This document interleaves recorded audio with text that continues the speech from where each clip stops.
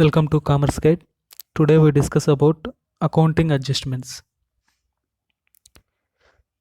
Accounting adjustment ఏంటంటే బేసిక్గా మనము ఒక అకౌంటెంట్గా పనిచేస్తున్నప్పుడు అకౌంట్స్ ప్రిపేర్ చేయాల్సిన అకౌంట్స్ నుంచి ఫైనాన్షియల్ స్టేట్మెంట్స్ ప్రిపేర్ చేయాల్సి వస్తుంది. At the end of the year మనం ఏం చేస్తామంటే కొన్ని ఈ ఫైనాన్షియల్ అకౌంట్స్ కానీ ఫైనాన్షియల్ స్టేట్మెంట్స్ కానీ ఇవన్నీ ప్రిపేర్ చేయడానికి మనకు అకౌంటెన్సీలో కొన్ని ప్రిన్సిపల్స్ అనేది ఫాలో అవ్వాల్సి వస్తుంది.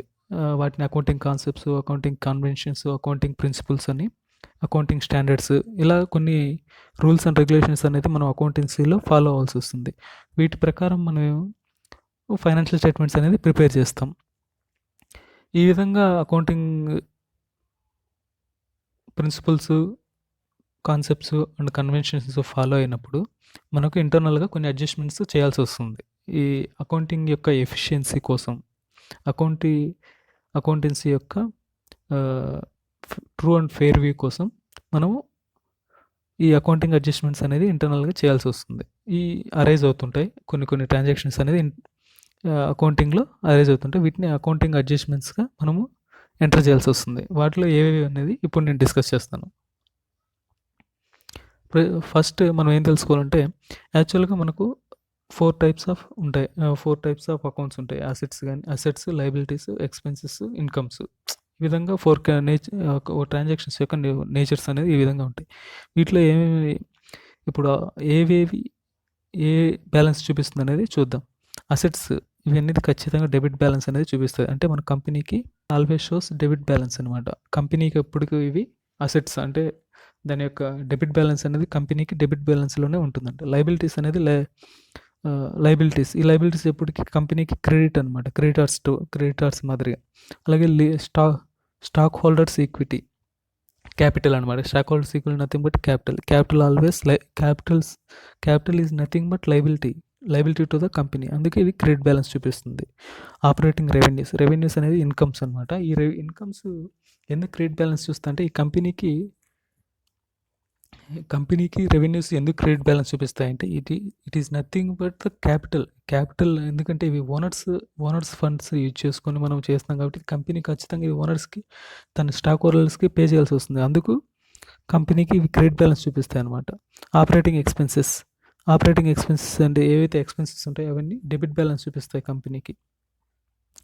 And non operating revenues and gains, ఇంతకుముందు చెప్పినట్లే రెవెన్యూస్ అన్నీ ఏం చేస్తాయంటే క్రెడిట్ బ్యాలెన్స్ చూపిస్తాయి. And non operating expenses and losses అన్నీ కలిపి డెబిట్ బ్యాలెన్సే చూపిస్తాయి ఎప్పటికైనా. ఈ operating expenses, non operating expenses, losses అన్నీ అనేది ఎప్పటికీ డెబిట్ బ్యాలెన్సే చూపిస్తాయి. Expenses,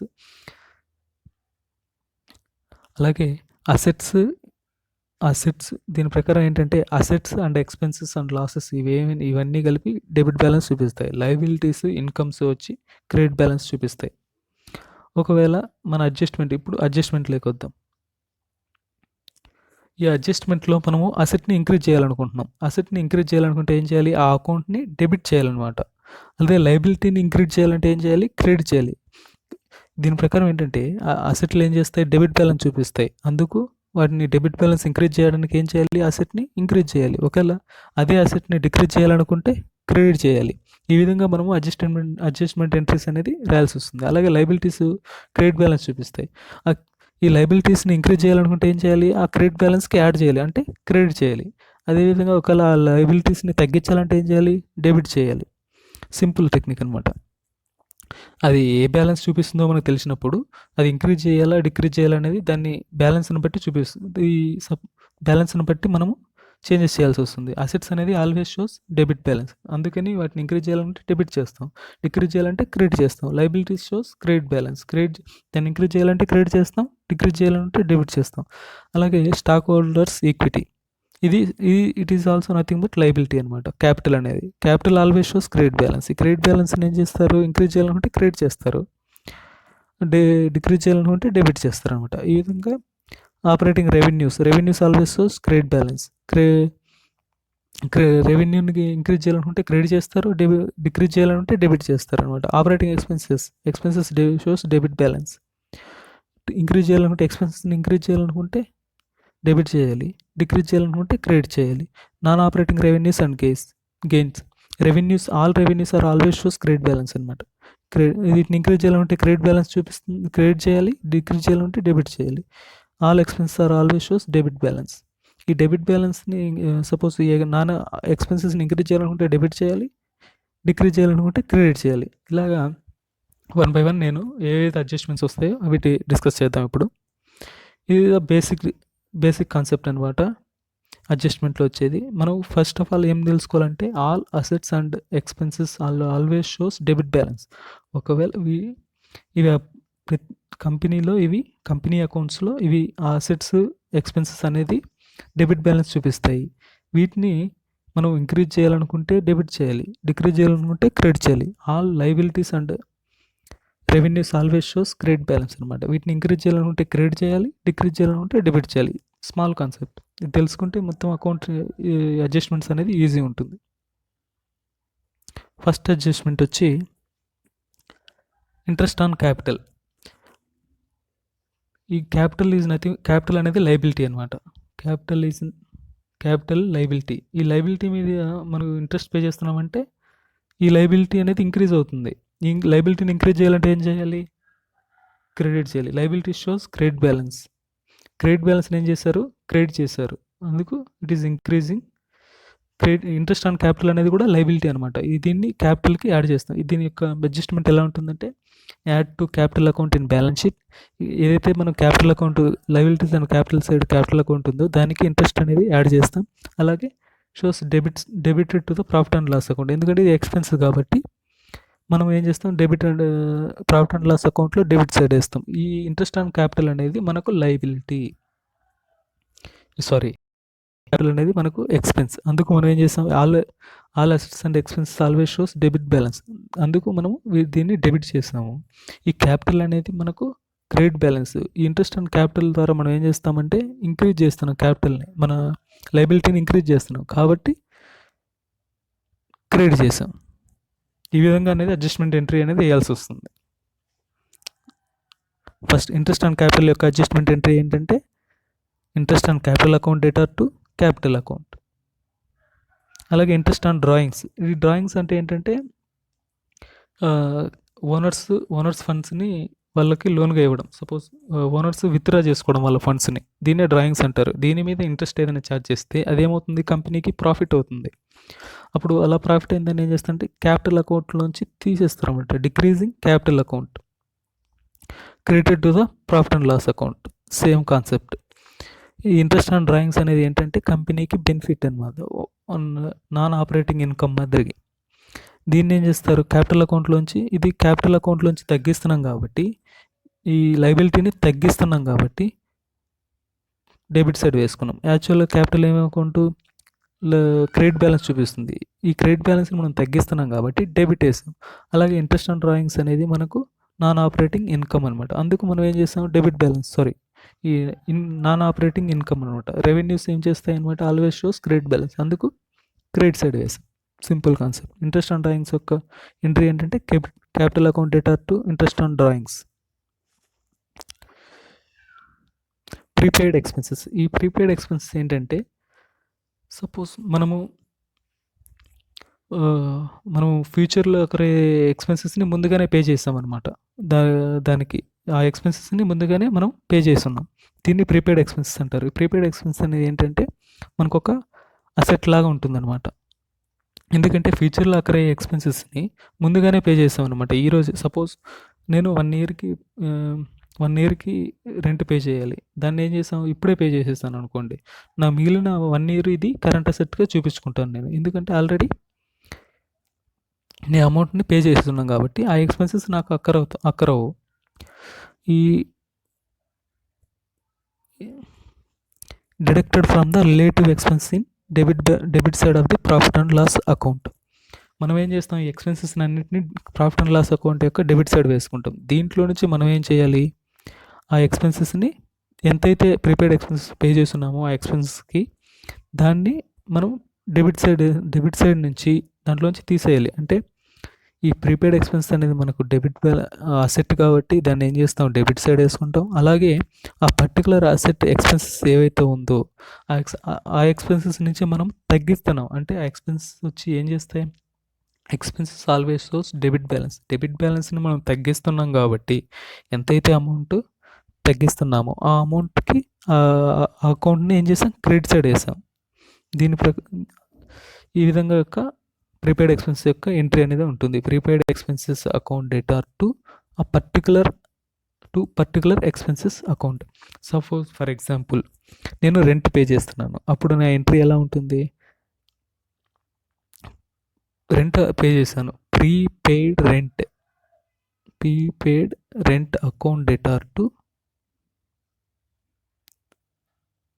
rent account.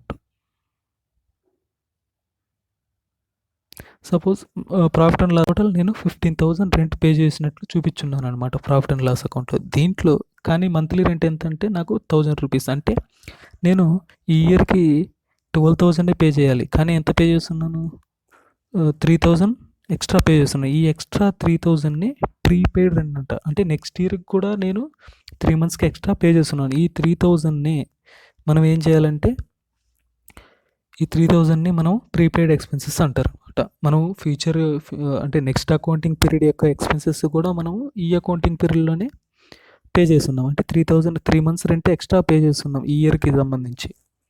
దీన్ని ప్రీపెయిడ్ ఎక్స్పెన్స్ అంటారు. ఈ ప్రీపెయిడ్ ఎక్స్పెన్సెస్ని ఏం చేయాలి, ఎలా అడ్జస్ట్మెంట్ ఎంట్రీ చేయాలంటే ఈ ఎంతైతే మనం పే చేసామో దాన్ని డెబిట్ చేసి, అంటే కరెంట్ అసెట్గా చూపించి, ఈ ఎంతైతే మనం ఆల్రెడీ పే చేసినట్టు చూపించామో దాంట్లో నుంచి ఏ రెంట్ అయితే ఏ ఎక్స్పెన్స్ పర్టికులర్ ఎక్స్పెన్స్ ఉందో దాంట్లో నుంచి మనము ఆ వాల్యూని ఆ రెంట్ని మనము క్రెడిట్ చేస్తాం, అంటే తగ్గిస్తున్నాం అనమాట ఈ 3,000. అప్పుడు ఈ ఎంట్రీ ఏమవుతుందంటే suppose prepaid expense account data 3,000 ఆ పర్టికులర్ ఎక్స్పెన్స్ అకౌంట్ 3,000. ఆటోమేటిక్గా అడ్జస్ట్మెంట్ ఏం పడిపోతుందంటే ఇది ఎక్స్పెన్స్, ఇది ప్రీపెయిడ్ ఎక్స్పెన్స్ అనేది కరెంట్ అసెట్. ఈ కరెంట్ అసెట్ని మనం బ్యాలెన్స్ షీట్లో చూపించుకుంటాం.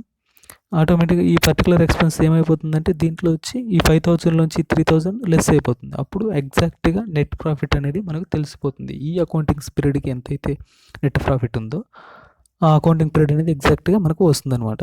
దీన్ని అకౌంటింగ్ పీరియడ్ కాన్సెప్ట్ ప్రకారం మనం ఈ ఎక్స్పెన్సెస్ని సెగ్రిగేట్ చేస్తామంట. ప్రీపెయిడ్ ఎంత, ఈ అకౌంటింగ్ పీరియడ్లో యాక్చువల్ ఎంత, ప్రీపెయిడ్ ఎంత అనేది సెగ్రిగేట్ చేయాల్సి వస్తుంది.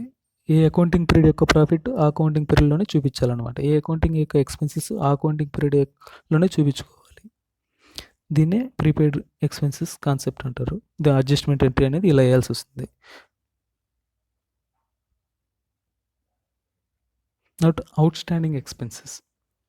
సపోజ్ ఇంతకుముందు చెప్పినట్టే ఎక్స్పెన్సెస్ మనము అక్కర్ అయినాం, అంటే అక్రూవల్ కాన్సెప్ట్ ప్రకారం ఏంటంటే ఇయర్లో ఎంతైతే అక్రూవల్ ఎక్స్పెన్సెస్ కానీ ఇన్కమ్ కానీ అక్రూవ్ అంటే ఈ ఇయర్లోనే చూపించాలన్నమాట. దీని ప్రకారం ఏం చేస్తారంటే అవుట్ స్టాండింగ్ ఎక్స్పెన్సెస్ అంటే సపోజ్ మనం P&L అకౌంట్లో ఇంతకుముందు చెప్పుకున్న రెంట్ కాన్సెప్టే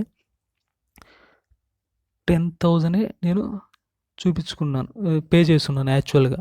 మిగతా 2,000 నేను పే చేయలేదు, అంటే ఇయర్ ఎండింగ్లో దీన్ని ఏమవుతుందంటే 2,000 నాకు అవుట్ స్టాండింగ్ ఎక్స్పెన్సెస్. కానీ యాక్చువల్గా నేను ఎంత చూపించాను, P&L ఎంత పే చేస్తున్నాను అంటే బై క్యాష్ 10,000 పే చేస్తున్నాను, కానీ నేను ఎంత పే చేయాలి, 12,000 పే చేయాలి. ఈ రిమైనింగ్ 2,000ని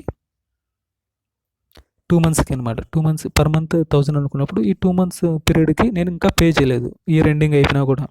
దీన్ని అవుట్ స్టాండింగ్ ఎక్స్పెన్స్, అంటే ఇంకా పే చేయాల్సిన ఎక్స్పెన్స్ అనమాట. దీన్ని మనం ఎలా అడ్జస్ట్మెంట్ ఎంట్రీ ఎలా ఇస్తామంటే added to the relative expense in the debit side of the profit and loss account. ఏదైతే ప్రాఫిట్ అండ్ లాస్ అకౌంట్లో మనం 10,000గా చూపించామో, ఫర్ ఎగ్జాంపుల్ 10,000గా చూపించామో దానికి మనం ఏం చేస్తాం, యాడ్ చేస్తాం ఈ అవుట్ స్టాండింగ్ ఎక్స్పెన్సెస్ని. అలాగే shown as a current liability in the balance sheet.